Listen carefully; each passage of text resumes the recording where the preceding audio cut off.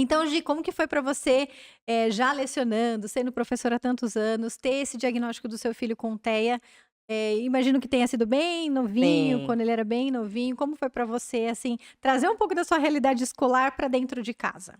Bom, não foi fácil, né, Sá? Foi bem, assim, complicado, mas ao mesmo tempo foi a experiência em sala de aula que levantou a dúvida, né? Foi essa experiência com as crianças no dia a dia que me mostrou que tinha alguma coisa que estava fora da normalidade. Normalidade na questão, Uhum. né, na etimologia pura da palavra, que fugia dos padrões.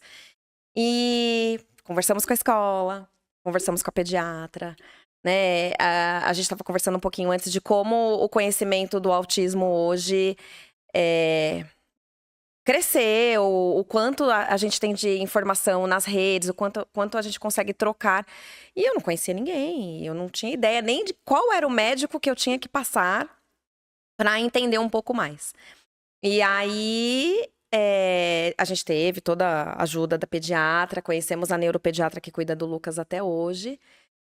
E foi difícil esse diagnóstico, né? Porque ninguém tá preparado para receber o diagnóstico de um filho e um diagnóstico que não se sabia.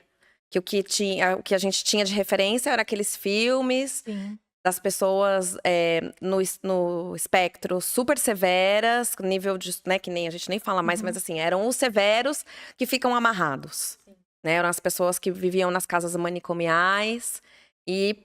Foi isso que veio na minha cabeça na hora. Então foi muito difícil, a gente precisou de, assim, muita ajuda, ajuda terapêutica, muito acolhimento. E é engraçado que eu gosto de falar isso pra todo mundo ouvir, que o que tirou a gente de talvez da chance de não acreditar no futuro do nosso filho foi a escola, né? Foi uma professora, foi uma coordenadora que pegou na nossa mão e falou: calma. Que sofrimento todo é esse? Ele continua sendo seu filho, ele continua sendo nosso aluno. E a gente tá aqui. Vamos lá, vamos aprender junto. Porque, né, ele aprende diferente, o cérebro é diferente. Então só tinha essa coisa de que ele seria Uhum. diferente. E aí foi a escola que falou. E é uma frase que eu carrego hoje, que eu brinco, né? Uhum. Porque eu peguei emprestado, que o diagnóstico não é o destino. Não é destino. Tem um diagnóstico, tem uma questão que a gente precisa olhar. Mas não define quem ele é, quem ele vai ser, né? É uma condição. Assim como quem usa óculos, quem precisa de insulina, quem Sim. precisa de bombinha, né? Ele tem uma especificidade dele, como todos nós temos as nossas. E por conta dele que você quis se especializar na questão de Não, educação inclusiva? Não? não, porque eu queria ser a mãe dele. Ah, tá. Eu não queria ser, eu tinha muito medo de me tornar a terapeuta, de me tornar a pessoa dos livros. De me tornar a pessoa da teoria. Entendi. E aí eu não queria. Relutei por muito tempo. Mas foi por ele que que as perguntas apareceram. Porque aí os meus colegas e as pessoas que trabalhavam comigo nessa época do diagnóstico começavam: ah, viu? Então. Ah, aproveitando que você tem o Lucas, deixa eu te fazer uma pergunta. Ai, porque eu tenho um aluno assim, porque eu tenho um aluno assado, porque eu tenho um aluno assim. Uma mãe que falava: ai, porque a minha vizinha tem um filho e tá com muita dificuldade na escola.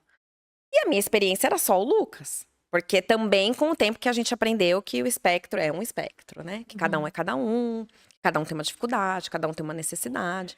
E eu ia tentando ajudar com aquilo que eu conhecia do Lucas. E muitas vezes começou a dar certo. E as pessoas falando: não, e era isso mesmo. As minhas colegas mandando mensagem: ah, o que você acha que eu faço? Como que eu adapto essa atividade? Ah, tenta sim, tenta assar. Falei: gente, não consigo mais ajudar minhas colegas. Então eu vou estudar. E aí juntava com aquilo. O que que tá acontecendo com o Lucas em terapia? Ah, mas isso ele tá com dificuldade de aprender. Mas então, como é feito na terapia? E aí eu acabei me vendo envolvida. Acabei me Sim. vendo envolvida. E ao mesmo tempo, continuei, nunca deixei de lecionar. E os meus alunos que começaram a chegar com o diagnóstico do espectro? Falei: vou ter que voltar a estudar, né? Porque eu falei que eu não ia mais estudar, mas eu não aguento ficar sem estudar, eu vou ter que estudar. E eu tô finalizando agora uma especialização Uhum. em educação inclusiva baseada em evidências para autismo e deficiência intelectual. E, assim, é um grande divisor de águas, assim, porque Ao mesmo tempo, um pouco complexo, porque eu não sou da Uhum. área da análise do comportamento e nem da psicologia. Mas, ao mesmo tempo, assim, você fala, nossa, Mas você leciona em inglês, hoje. utilizando essas Sim, técnicas. sim. E você consegue achar profissionais da área de idiomas, né, não só o inglês, mas de outras línguas, que tenham essa capacitação para lidar com esse público? Não.